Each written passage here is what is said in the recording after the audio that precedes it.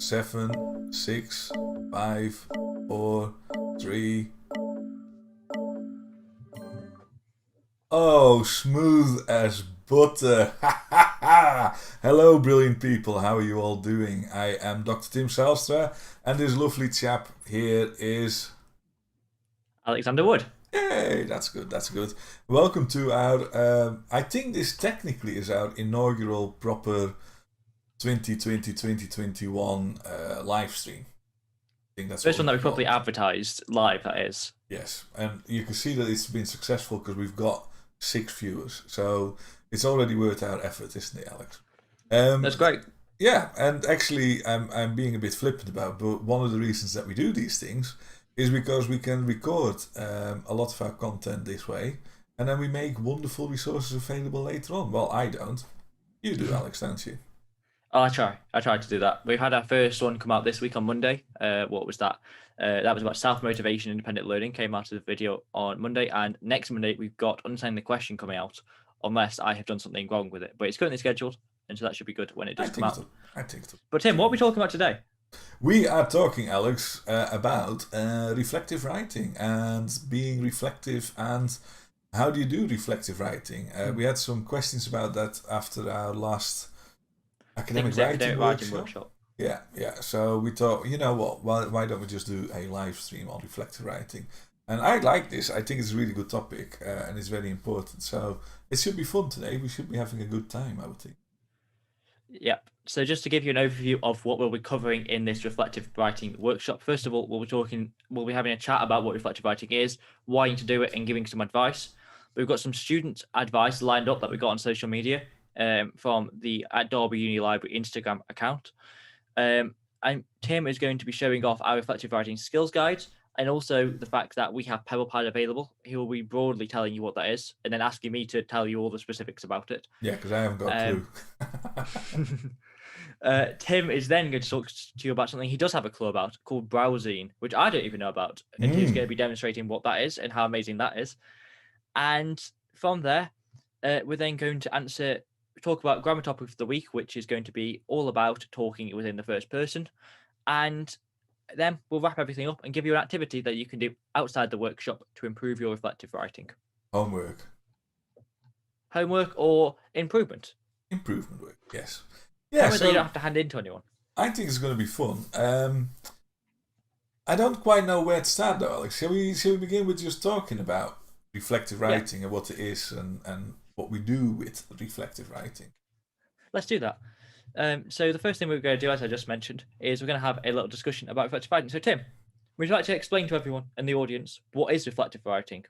Yeah, so reflective writing is the art of writing down the experience that you have lived through, essentially. So in a very odd way, it's basically just describing something that you have experienced at some point.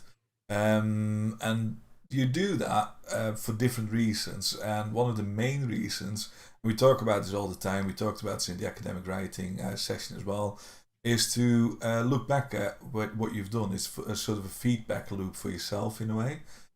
So it's part of that critical skill set that we are trying to teach you at university.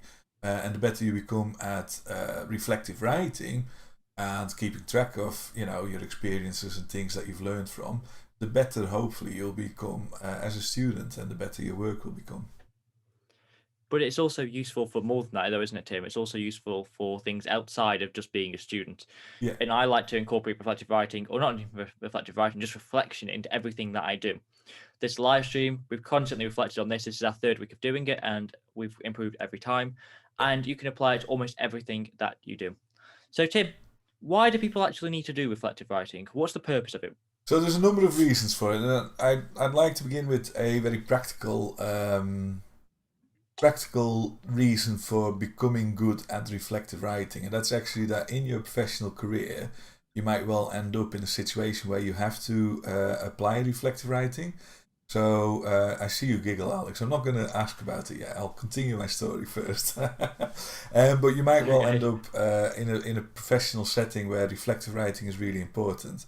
So if you imagine, for example, if you're a police officer and you have an interaction with an individual at a certain point, you will have to write a report about that interaction. and quite often you use reflective writing skills for that. Because you're reflecting on that experience, on that situation.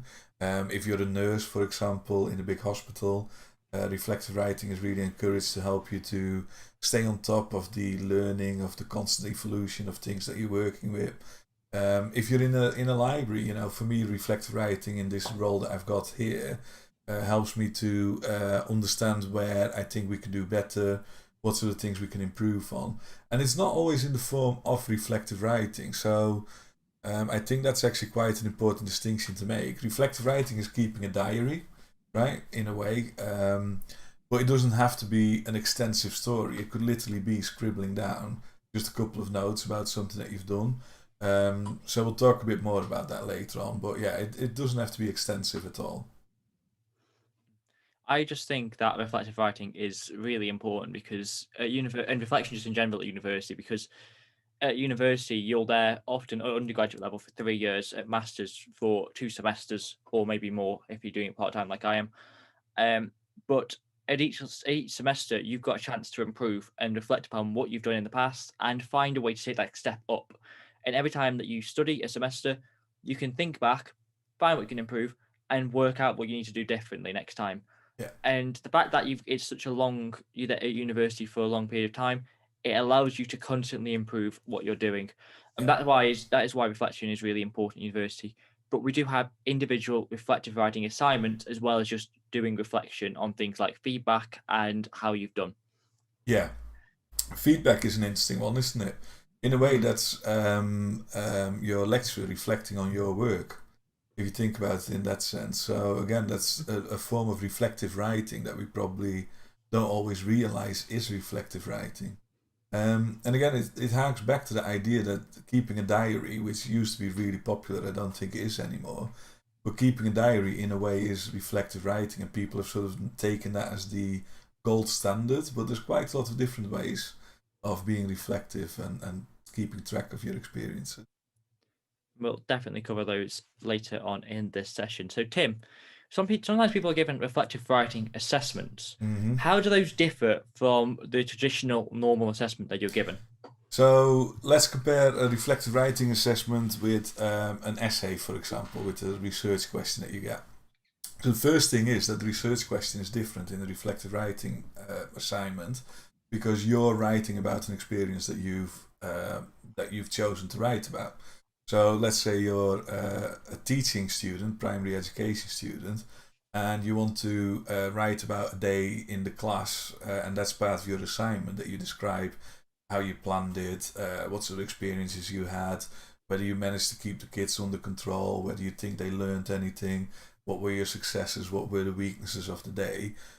That becomes in itself a very individual piece of work. So it's not led by a research question, it's led by what your experience was. So that's one of the key differences. And then the other thing that makes it a bit more unique is because you're drawing on your own experiences, you don't necessarily need to draw on a lot of resources. So it differs per reflective writing assignment, and there will be different criteria. Always check with your lecturer what those criteria are.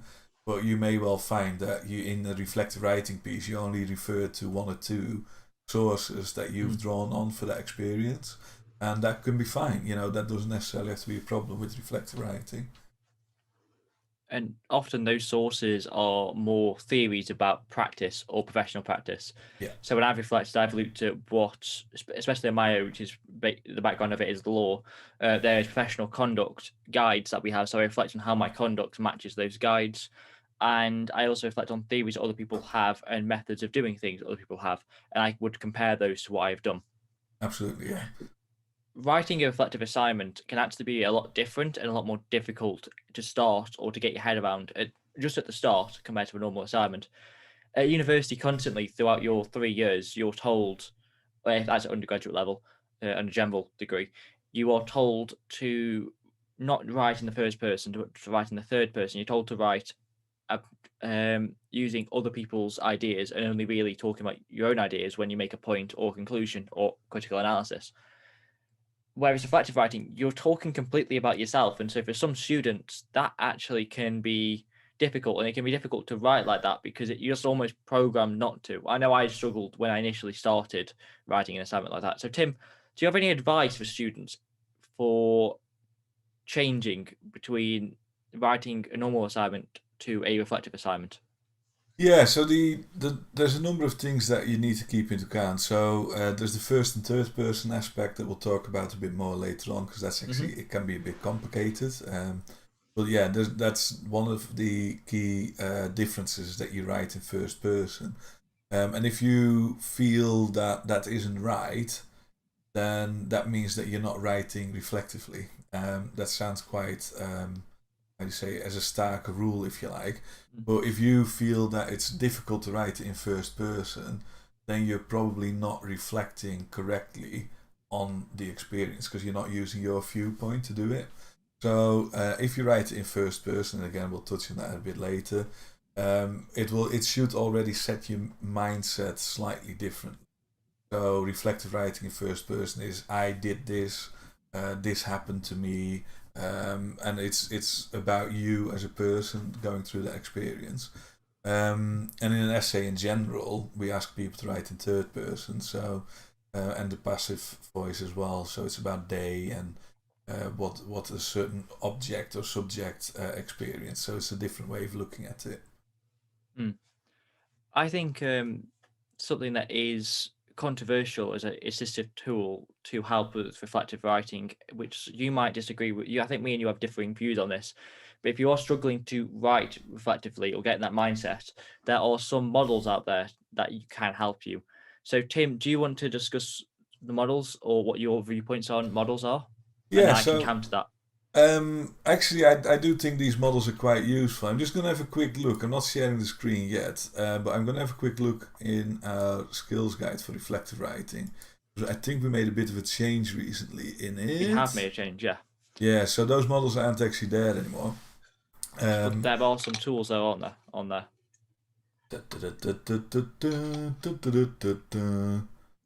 Alex is telling me what to look at. We've got some guidance on the reflecting in your experiences guide, yes. Tim. That almost acts like a model. Yes, I am. And I'll go through a model with you later called Kolb from 1980 that he made in 1984 during the grammar topic of the week. I am flummoxed. I should have done this before, Alex. I'm just having a real quick look through our guide. I think. So, I'll just go through one of the models with you, if you'd like, Tim. No, I'll get there. Yeah, no, it's slightly different than I remembered. So that's why I'm flummoxed. My apologies. I shall concentrate fully on the job at hand, which is the skills stream. And Alex, you might have to cut that bit out of the recording. My apologies. Okay. The Kolb model is a very interesting model, and it comes from the idea of experiential learning. That's the one you want me to talk about, I take it. Oh, no, I'm going to talk about that one later. I was just asking about the models generally. Is there anyone that is there anything you like talk about with a model that people could use, like Bolton, for example? You've really backed me in a dark corner here. That's okay. I'll talk about it. Answer so models can really help you to with your not academic writing, with your reflective writing, and one of those models is called Bolton. I think it was from 1953, and essentially this model splits up reflective writing into 3 steps. So first of all, you think about what the event is. So you talk about what happened, and you really try to map out what actually occurred. A different model suggests doing a 6-minute brain dump for this, but really just set out what happened in the event, what you thought, what you felt, and try to describe the situation. So that is talking about what your personal experiences are in the moment. The second step then is to build on that with a second step of a model. So I'll type that into the chat once I finish talking about it. So it's Bolton, Borton. So the second step of the model is to actually think about what happened. So thinking about what actually occurred. Was it good? Was it bad? What would you like to have done slightly differently? So asking yourself questions, and Tim will show you where you can get some of these questions from on the skills guides at the next stage of the workshop. So that is actually something that is really useful. So you can think about what you would do differently. But that's the second stage. Then the third stage is probably what I would think is the most important. You've reflected on your progress so far and you've thought, what can I do differently? But the third stage is actually the future focus stage where you think, okay, what am I going to do differently? How can I achieve that? What actual positive real world steps can I make to achieve the goal that I want? So I would always look at what I could do differently that wouldn't actually affect what I've done in the past. That is positive. So when you reflect, it's really important to think about two things: what went well and what didn't go well. And when you make changes to what didn't go well, it's really important to bear in mind what did go well, so that when you make those changes, you don't actually end up changing the things that did go well into something that didn't. Yeah. But it's also worth considering that just because something went well doesn't mean it can't go even better. And still thinking about, well, this went well, but how can I take this from well to amazing?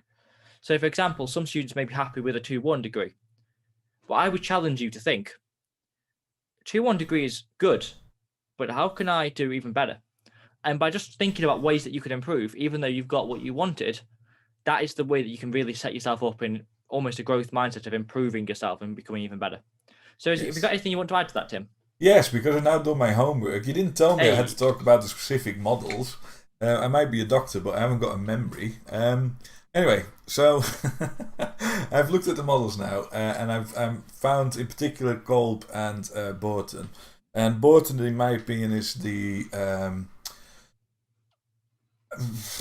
yeah, and I understand now why you phrased the question that you did, because I do have some issues with using these models and relying on the models for your reflective writing. But I will go through them quickly. So Borton is the what, so what, and what next model. So it's a case of looking at what's happened, why that matters, and then what are you going to do to fix it or prevent it happening again or whatever it is. And in my opinion, that's not necessarily it's not always the best way to write something, is how I'm going to phrase that. So even though it's a model that works and you can use it as quite a prescriptive way of doing things, it's not always the easiest to get your head around how you're supposed to write if you use that model. Does that make sense? That makes sense. So what Tim's trying to say is, it's if you're struggling to write reflectively, these models can be good. Although don't feel that you have to stick rigidly to them and write That's every exactly single paragraph strictly to them. Do feel that you can be slightly flexible with how you write, as long as you do actually make sure that you have positive action points and positive and real development, so that you really are analyzing the event that happened and trying to think about ways that you could improve in the future.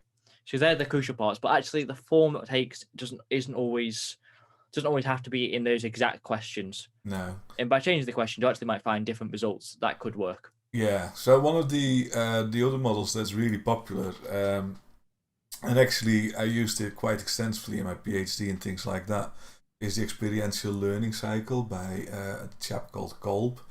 I'm trying to remember his first name now, and I can't actually remember it. But Kolb, okay. Kolb, wrote this model that's basically a concrete experience. So he talks about something that's happening or has happened. And he talks about how you can actually use reflection to learn from that. And he uses something that's in a way it helps you to think more clearly about what you are learning. It's more of an active way of reflecting than looking at what, so what, and what next. It's a different way of thinking about it. But we're going to get to the bit where I can point out some resources. Because we've got quite a lot of material on all this. I'm going to go through Kolb later on in the workshop during the talking in the first person, how you can use a model like Kolb to really help. So we'll go through that slightly later. So Tim, would you like to show students now the Reflective Writing Skills Guide and how they can actually access this guide? Yes, I am going to use a new Unexpected Naomi. Oh, isn't it brilliant? I can't see it yet, Tim. It's coming. Anyway, I'm going to transition to the webpage now. Oh, I'm such a pro. I should just click buttons, and I shouldn't be like an expert by subject. I think that would be better for me. Anyway, so we've got here the skills guide, and I'll just go all the way back, so I'll show you how to find it.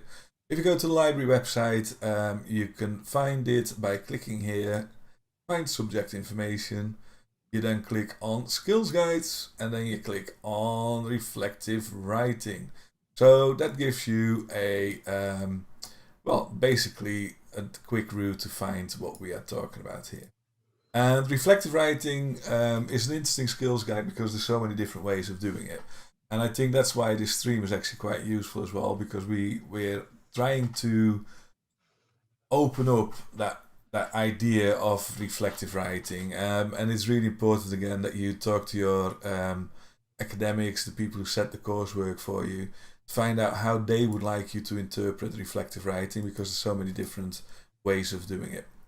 So what is reflective writing is discussed here on this page, and you can see that it's it's set up as all our skills guides in a way. But what is really nice about it here is that we've got these resources to the right, and I think it's really useful for students who are needing to write reflectively to have a look at these particular resources. And we highlighted last week, I'll just pop it open again, the Biblio ebooks, and they are free. And because University of Derby students, of course. For University of Derby students, my apologies. Yes, I should make that clear. But we have here, I don't know why I keep having to do that, a book on.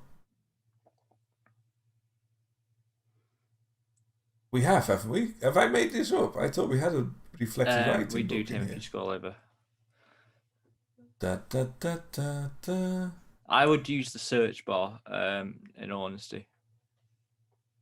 I can't find it. Oh, I thought we had one in here. It's covered in the undergrad in the study skills handbook, which isn't actually on here. If you search reflection, Tim, reflective writing. If you search reflect, something should come up. Right. Okay. I've gone down another path, haven't I? I am destroying this live stream's effectiveness. Anyway, there's more books here. How to write? I think it's covered in how to write better essays. In all honesty, Tim. Is it? Okay. Yes. Good. However, what I'd recommend showing now, Tim, is the reflecting on your experiences page, because we've got some really good resources that can help you with the reflective writing on that page, including some questions that you've. Yes. I can't see where you are currently, by the way. I'm 10 seconds behind. And we've got things on there such as questions for descriptive stage, questions for each critical thinking stage, and questions for future focus stage, as well as some activities and reflection worksheets you can use to help you develop your reflective writing in an assignment. Yes. So what I'd recommend doing is, after this workshop, have a look at this in your own time, asynchronously, and have a look through the different things that we've got available, because they could potentially help you with actually doing your reflective writing, and also to help you reflect outside of academia. Yes, I've just realised though, and I have to apologise for that. I would have shown these here, but I've not set that up, so I can't open Word and show you that at the moment. But yeah, there's some really good stuff there. You can see our, actually we did this skills stream last year when we still had a proper studio, and that was actually quite a fun stream, I think, so you can have a look at that. And then the other thing we have is the in the reflective assignments, we give you a bit more of an understanding of what reflective assignments are, but it also gives you further resources that we've got available. Not sure where the cover art has gone here for the Gibbs book, but yeah, these are David Kolb. I knew it was someone like that. So this is the main text on experiential learning by Kolb, and then the reflective practice book by Andy Grant and McKim and Murphy is pretty solid as well. So we have quite a lot of resources available there for people to have a go at. There is one more resource that we have available for reflective writing that you may be asked to use at some point, which is called PebblePad. University of Derby students have access to it, and there is a guide on PebblePad which can be found on the reflective writing skills guide. There's a page on there, sorry. And that will give you information to help you get set up on PebblePad. So PebblePad essentially is a place where you can write your own online blogs. It's a place where you can write your own reflective journals and so on. And it's really good for inserting photos and things like that. And so I'd highly recommend checking it out and having a look at it. If you are asked to specifically use it, which I was when I was in my first year, then we have some guidance on here for using it. So do check those out. One of the really nice things about PebblePad, and it's I've just transitioned Alex, so we're on camera. I'm just making you aware because 10 seconds behind. No funny faces. But the nice thing about PebblePad is if you use it properly, you can then use it later to build a portfolio when you go and find a new career. When you go to an employer, you can actually use PebblePad to highlight the things that you've achieved at university. So Alex's portfolio will be full of graduate of the year. You're meant to mention that. Oh, sorry. And what else was it again? You want something else? Anyway, it doesn't matter. Loads of stuff you want. But yeah, it gives you a way to take that work along. And not only that, this is something that we've not really touched on yet, I think. Reflective writing primarily is for you.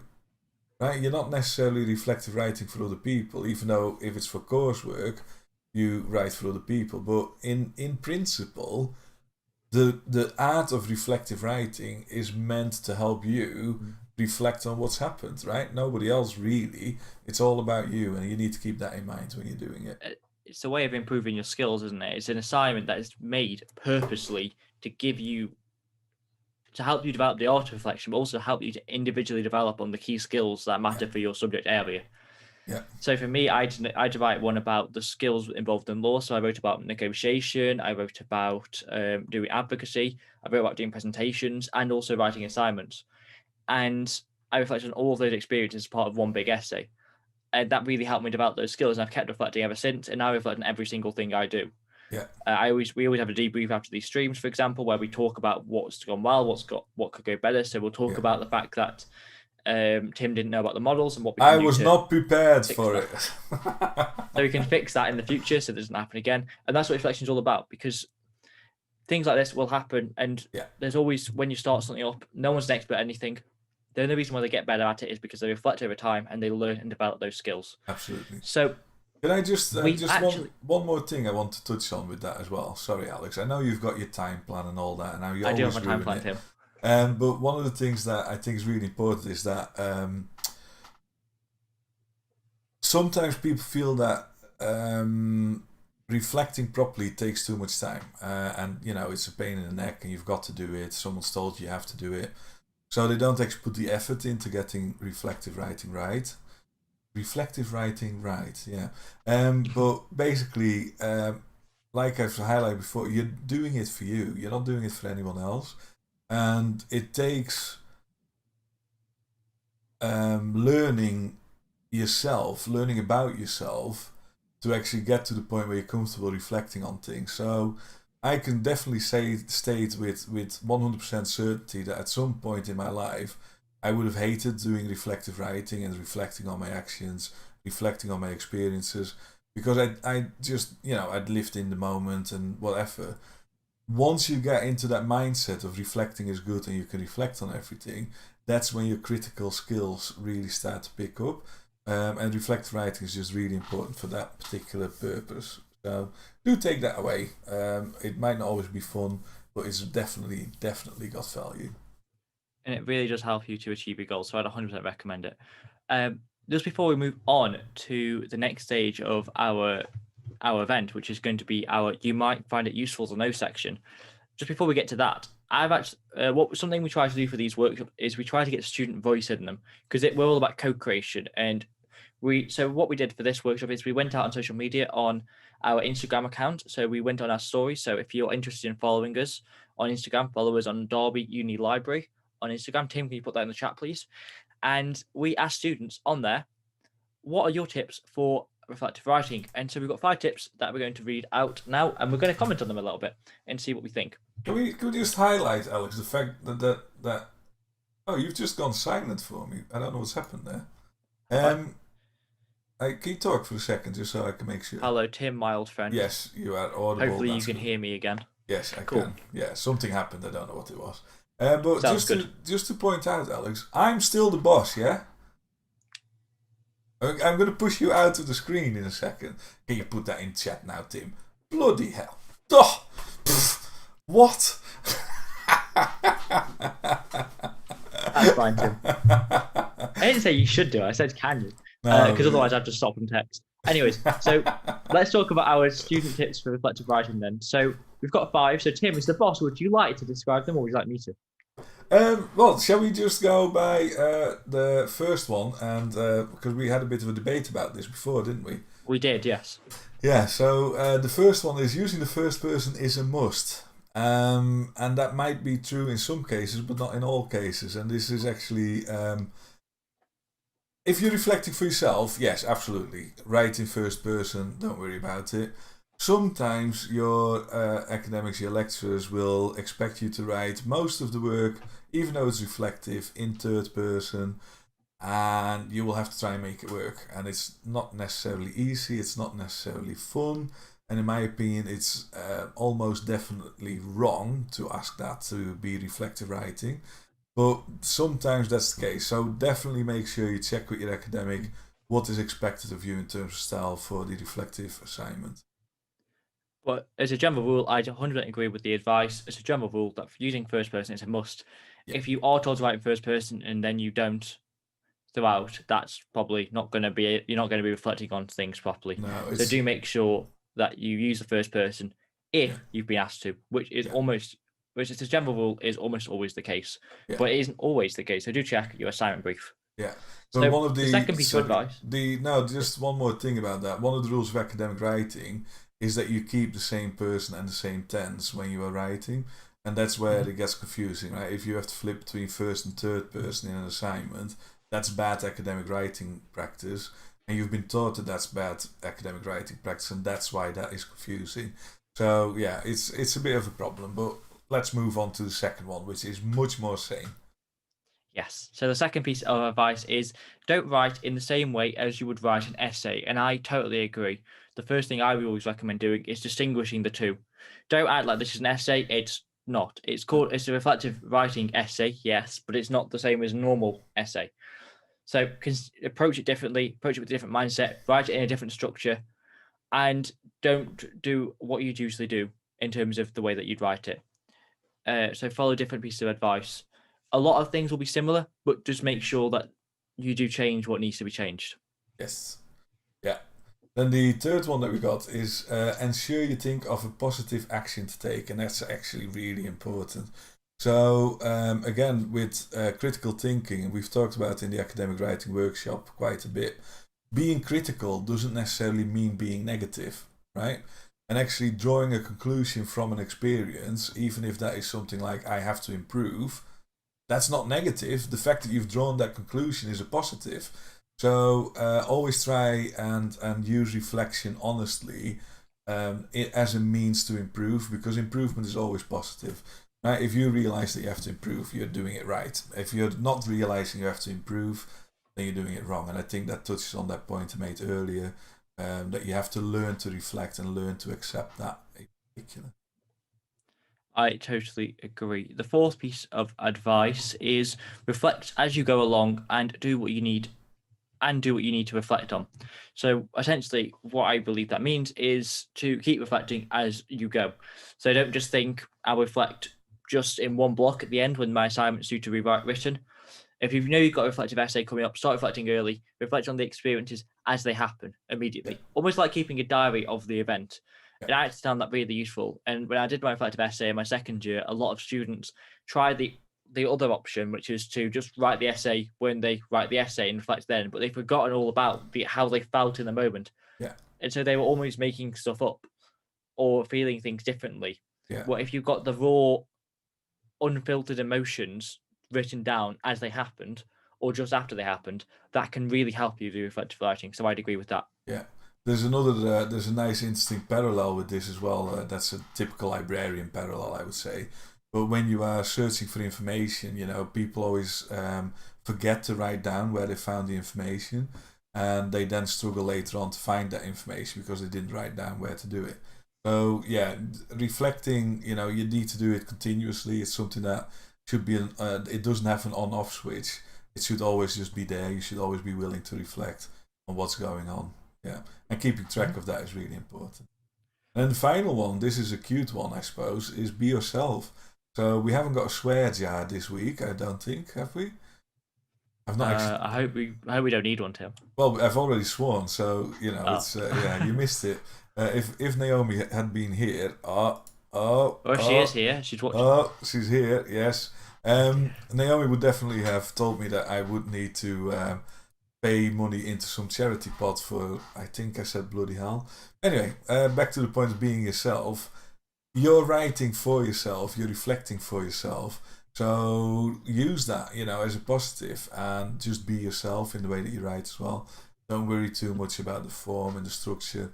As long as you can understand it, that's great. Of course, if you then need to put it into a piece of coursework to give to your lecturer, you need to go through it to make sure that they can understand what you were saying as well. But, you can do that iteratively. You can build on that later on. And my take on that be yourself is just a bit, it's the same but slightly different in the sense of actually just don't lie to yourself. Mm-hmm. Don't write things and try to reflect on things that aren't true. Yeah. Don't act like you haven't got flaws in what you do, or don't act like you're only flawed. There are positives, there are negatives. Be honest, otherwise the reflective process isn't going to work as well as it should do. Yeah. So make sure you're honest and make sure that you're telling the truth in your reflective writing. Absolutely, yes. Being honest is, key. And that sounds, maybe I should become a ficker, but it's really, with reflective writing, it's definitely one of the key things that you need to have. Right. So Tim, before we move on, do you have any additional pieces of advice for reflective writing, or have you already given them all out? No, I think the only one, the final one, I suppose, that could be on that list is just do it. The Nike slogan, just get on with it. Don't fret about it. Do it for yourself. Actually, one thing, I don't think we have that on our schedule. Using something like OneNote could be really useful as well. Yes. So actually using a tool for it can be really powerful.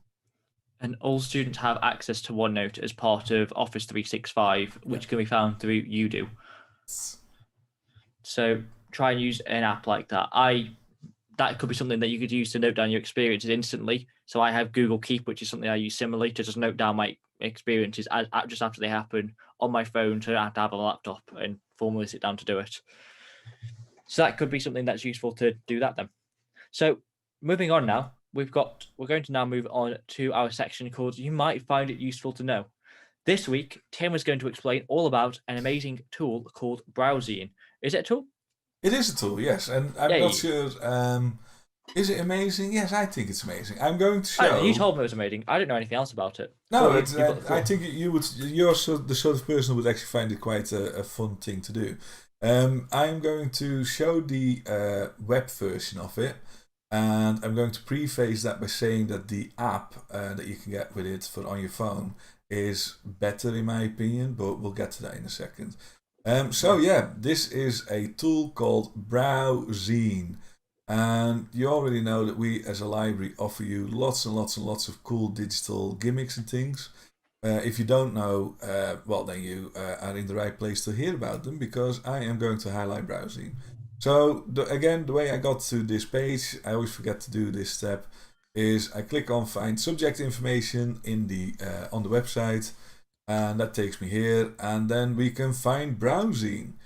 So I'll begin by explaining what Browsing actually is, and it's a tool to help you literally explore journals like they were on a bookshelf. Now, that might sound like the most boring thing ever to you. If it does sound boring to you, then you're probably in the wrong place, being in a university, or you don't quite understand what journals are all about and why they are so important. So I'll begin by explaining that journals are the primary mode for explaining your research to your community. And that basically means that if I'm a researcher and I've done a bit of work and I think it's interesting enough, I write an article, I send that to a journal that I think is appropriate for the article to be published in. They then send it on to 2 reviewers usually, to have it peer reviewed, to make sure it's quality, to make sure it meets the criteria for that particular journal. And if that is the case, then it could get published. It doesn't necessarily always get published, but it could get published. And that's what a journal is. And this is before the internet. This was the main way for things to be published. So as a university library, we still do you would get paper copies of the journals sent to you, and we would put them on the shelves and notify people, oh look, the latest edition of has come out, go and have a look. So browsing recreates that old school experience of actually going to the library and browsing the journals that we have available.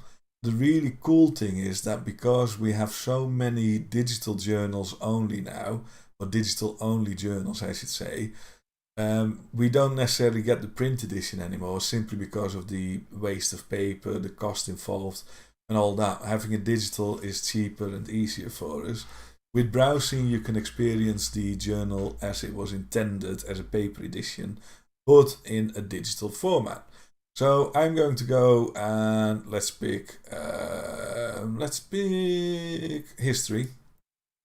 And you can see here immediately that we've got all sorts of different things about history. So these are all journals where the publisher has indicated that the journal is interesting to people that study history.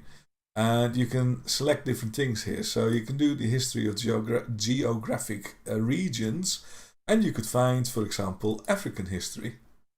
And you can see here then that we have 6 journals on African history. Why is that relevant? Well, let's say that you are stuck trying to find some information for a particular topic like African history. You're wanting to write a paper on, or an essay on, let's say, South African history. You've now found that South African historical journal just by clicking a few buttons, and you get access to whatever is in there. And this is where, in my opinion, this tool is completely underrated and should be used a lot more. By doing that, by that browsing, you accidentally encounter wonderful stuff like the horrors of imputed witchcraft, the cruelties of paganism, and the colonial project in the Eastern Cape of South Africa, 1830s to the 1870s. I would never even have thought of putting in a search in Library Plus or the catalogue for any of that, but just looking at the title here, I'm like, ooh, that's interesting, I wouldn't mind reading that. And here we go, Dennis Brutus and the South African Non-Racial Olympic Committee in Exile. That could be very interesting. So you can see that it's actually really easy to find a journal. But what's even better is you can then add this journal when you log in. I don't think I'm logged in. I need to log in. Let me log in. Continue. And this looks a bit different than my other browsing account. Like I said earlier, I've got it on an app and it's on a different account. So I've got a bit more going on there. But you can see that you have shelves for yourself. So in this case, I've got a shelf with one journal that I wanted to follow, the electronic library. The main reason I wanted to follow this is because I'm trying to remember when I did. I think it was 2018. I published an article in here that I was quite pleased with, that it got published, and I've added it to my browsing. I can add anything that is in these journals to my bookshelf. So I can then, each time there's a new journal coming out, I can then go to my bookshelf and go, oh look, there's a new edition out, and I can mark it as read if I've read everything, or if I go through and think, oh, I don't like this particular article, or I do like this particular article. There's all sorts of stuff you can do with it. Basically, browsing, you have access to it. I highly recommend to all our students that you actually try out and use browsing. We're back into camera again, Alex, so stop picking your nose. But that you use browsing and use it to find journals that you find interesting, because I think it's a much nicer way of finding journals that you find interesting and that you want to keep track of during your studies. So highly recommend it. I know I've gone on for ages about it, but yeah, browsing, love it. Absolutely brilliant tool, that. Seems like a very interesting tool. I'm just definitely gonna have a check it out after watching the stream and have a little play around with it myself as well. So thank you, Tim, for explaining that to us. We're now going to move on to the inaugural episode. Is that the right word? I don't know. To the first ever segment called Grammar Topic of the Week. Soon we'll have a graphic for that at some point once we've made one. We could have a graphic for that, yeah. So we're going to move on to our first ever grammar topic of the week. So today, the grammar topic of the week is relates to reflective writing, and it's writing in the first person. So, Tim, can you share the slides that I have put up? Oh, yes, I can. Look at this Thank you, Tim. wonderful transition.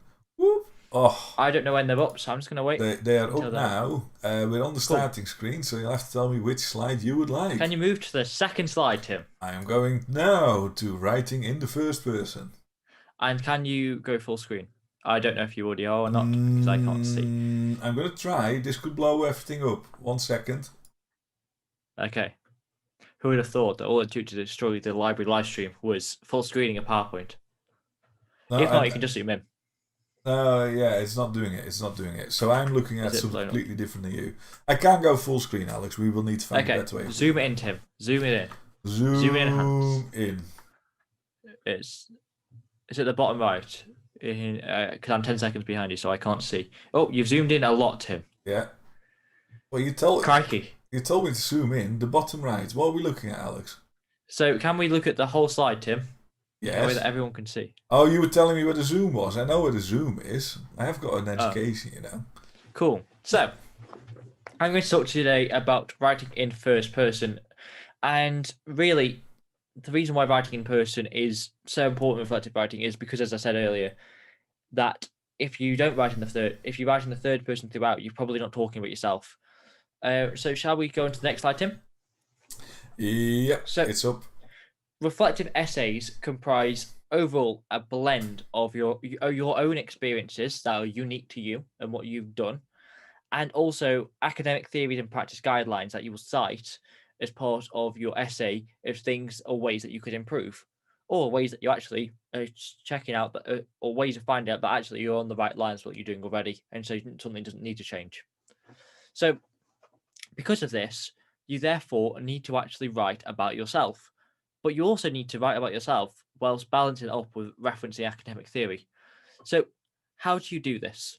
Well, first of all, before I get into that, reflective essays as a whole, you've got to think about why reflective essays are used. So reflective essays are used to help you to improve your skills.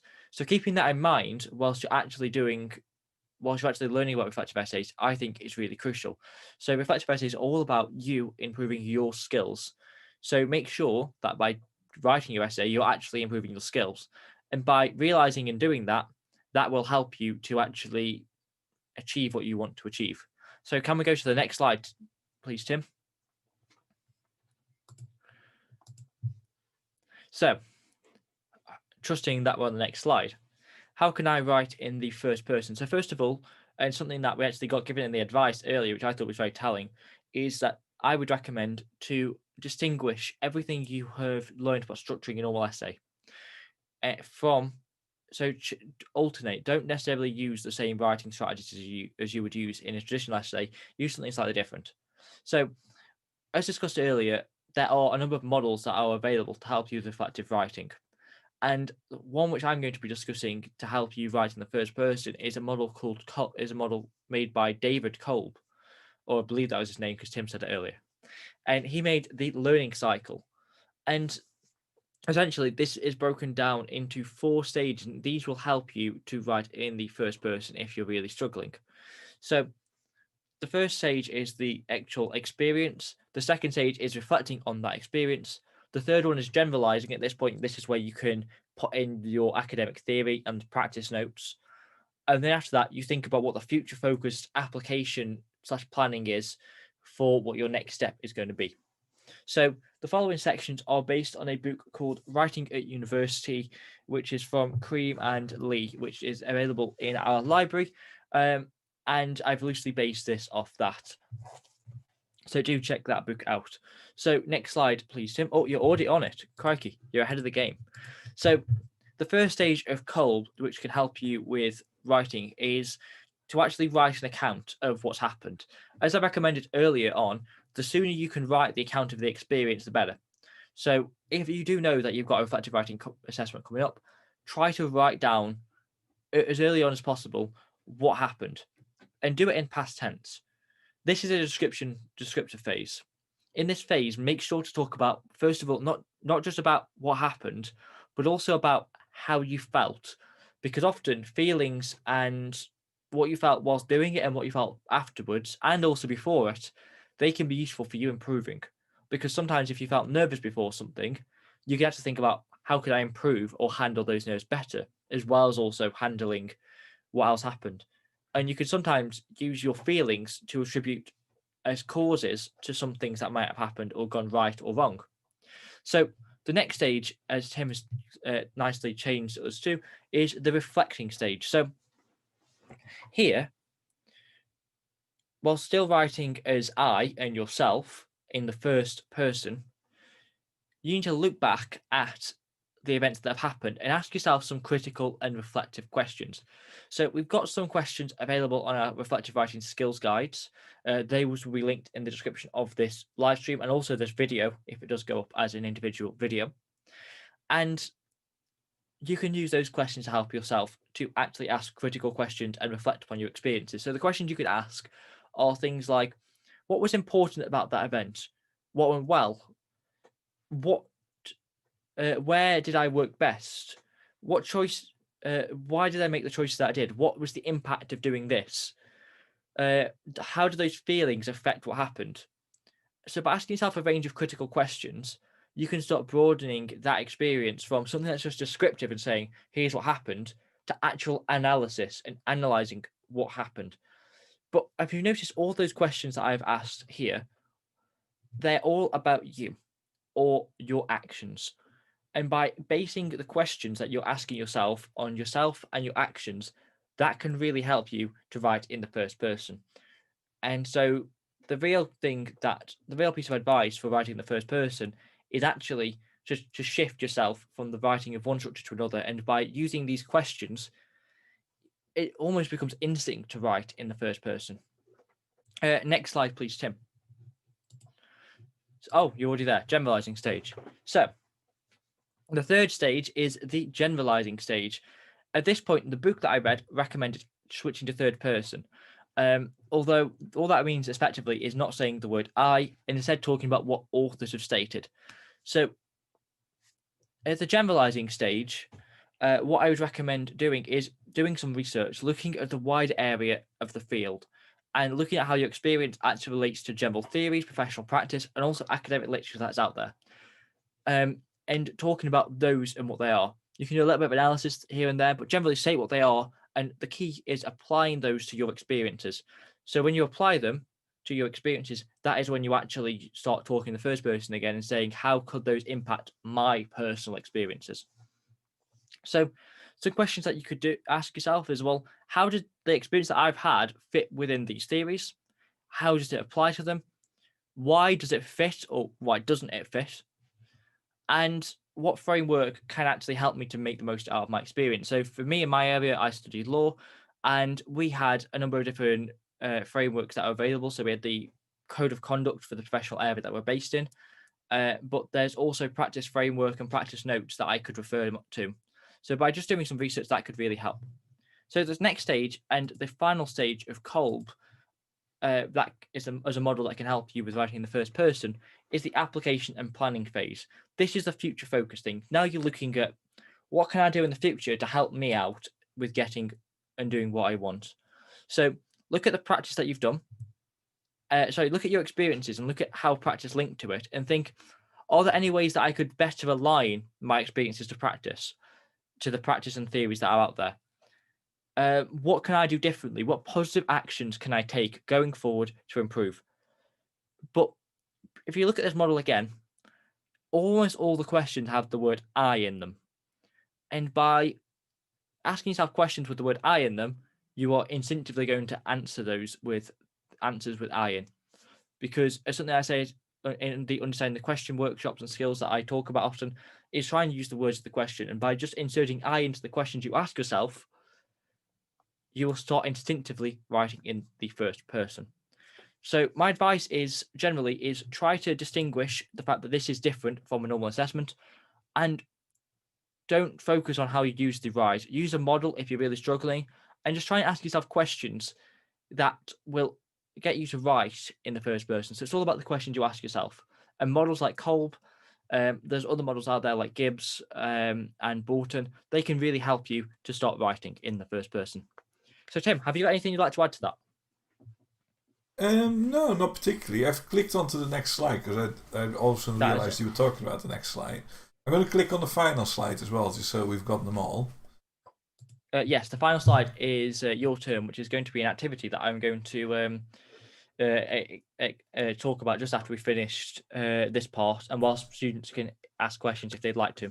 Right. Okay. So I'll transition us back onto camera. I now need to stop picking my nose. Yeah, no, it's really useful. I'm not quite sure it was a grammar topic. It was more about how you could do it in practice. Right. Okay, good. So that's just a piece of reflection I had on that. Yeah, but that's useful, Alex. I think there's not a lot to add to that. And it's the we've talked about this before, but the art of writing in first person. Make it yours. Actually own it. Make sure that you own what you're writing at that point. That's a key trick and a key tip, I think, to get comfortable writing in that style. Yeah. So in total, we've got 5 minutes left of the stream before we wrap everything up. So if you've got any questions, as Tim just very nicely wrote in the chat, feel free to add them in and we will respond to those. But just before that, shall we give students an activity that they can now do outside of this workshop on their own, in their own time, to help them with reflective writing? I'm first going to give... That sounds good. An unexpected Naomi. Because we have to. Anyway, there we go. That's the your turn slide up, Alex. Okay. So, in your own time, outside the workshop, what I'd recommend doing is think about a module or a subject that you studied last year. So if you're new to university and you're coming from A level, think about a subject that you studied. But if you are in your second year or at university, then start thinking about a module that you studied, a specific module. Think about 3 things inside that module that went well and 3 areas that you could actually improve on, and try and note these down. After this, think about what you could do to improve on those areas. But whilst doing that, you also got to make sure that you don't affect the things that went well. So look at what went badly and think, how can I improve that? How can I improve that without actually affecting the things that went well? Unless you're affecting them in a way that will help them go even better. So what I'd then recommend doing is creating a short action plan that you can try and stick to for the rest of this semester to try and improve. And then at the end of the semester, look back at that and think, actually, did that help? And if not, think about what things you could do differently to help even more in the future. So that's the activity. I'm going to copy and paste that and put it in the chat now. For anyone who is watching. I'm trying to do. Oh, it's a word limit in the chat. I'm trying to do something. I'm not sure I've got it yet. I'm just fiddling about it, Alex. It'll come up any second now. We've completely forgot. We reflected beforehand on what we were going to do. We've not talked about this enough. We've not told people that they have to like and subscribe. So that is true. Yeah, and this is a real problem because the more people that like and subscribe, the better we do in the YouTube algorithms, and the more pleasure we get from it. So do absolutely hit that subscribe button. We know how many we've got because we check it every day. But yeah, that would be really good if you can like and subscribe. Yeah, I think that's sort of the stream today, Alex, don't you think? I do apologise for not being quite as prepared as I should have been for the models. You could have actually made that a bit clearer, I feel. So we have to reflect on that you go, yes. Tim, you have to talk about these models. What? But yeah, we will definitely work on that a bit. Yes. 100%. But I think we'll just round it up, won't we? So yeah, if anyone's got any questions, feel free to add them into the chat. But otherwise, we'll start to wrap the stream up. Yeah. I think it went well, Alex, don't you? Yeah, I think so too. Yeah, technically it was good. People seem to like it. We've got 5 likes on the YouTube live stream. That's pretty good. Yeah. What do you mean 5? I only see 4. Oh, I didn't like it. 5. Oh, I need to like it as well, yeah. If I change accounts, can I like it twice? I mean, technically, yes. Yeah, if you really want to. Thank you, Alan. I'm glad you enjoyed the session. Yeah, that's if you've got any questions to ask, feel free to. Yeah, we don't have feedback form yet either, Alex. We need to think about that, how we do that. That's true. That's a good reflection. And actually, feedback forms can help with reflection. And so just as Yes. feedback that you get normally can help as well. We should think about that. Right, Helen, I'm pleased you enjoyed it. I think we might have had a few other people in that we've emailed specifically about this live stream. Yeah, do come back for more. Next week we're going to be. Oh, what we got? We weren't going to do the behind the scenes one because that's now a podcast. We had a different topic for next week. We haven't decided what the topic is next week, but you will soon find out once it gets scheduled on YouTube. And it'll also get put in the Enhance Your Learning calendar, which is a calendar full of our workshops and events. I'm just going to casually link that into the chat. Helen's just pointed out she's a mature student, so it's all new to you, which is exactly why we're doing this, Helen. So part of the reason for us doing it on YouTube is because it's so easy to access, or at least we think it is. And we talk about stuff that we really hope will help you, you and your colleagues and everybody else succeed at their studies. So today, reflective writing. We talked about academic writing last week in a test stream, an unofficial stream. And next week, I think I have a feeling that we're going to talk about something exciting, but I'm not going to reveal what it is yet. But you will see it on the library calendar. You'll see it on the library calendar, and we will actually promote there. So if you do find the library calendar on libcal.derby.ac.uk, you should be able to find out announcements for the live stream. But the live streams will always take part this time on Wednesday, certainly during term time. I don't think we'll run one between Christmas and New Year, Alex. Hopefully not, Tim. No. Anyway, I hope you enjoyed that. We haven't got a final screen yet either, I've just realised. Have we not? Oh, I made one ages ago. Have you? We had one when we were live streaming in the office last year. I've got one that says hold, and it should have. It doesn't seem to work, and I don't know why. I'm going to play with it. Do you want to add some text to the unexpected Naomi that says goodbye, thank you for watching? We could do that, but I want to use this one. No, it doesn't work. Oh. Well, in that case, we will edit the text, yes. I will do it live on screen. Oh, this is exciting, yes. We've got like and subscribe, and now we will say thanks for watching! With exclamation marks, because that's the way forward. Right, thanks folks. Thanks, Goodbye. Alex. Bye. See you all soon.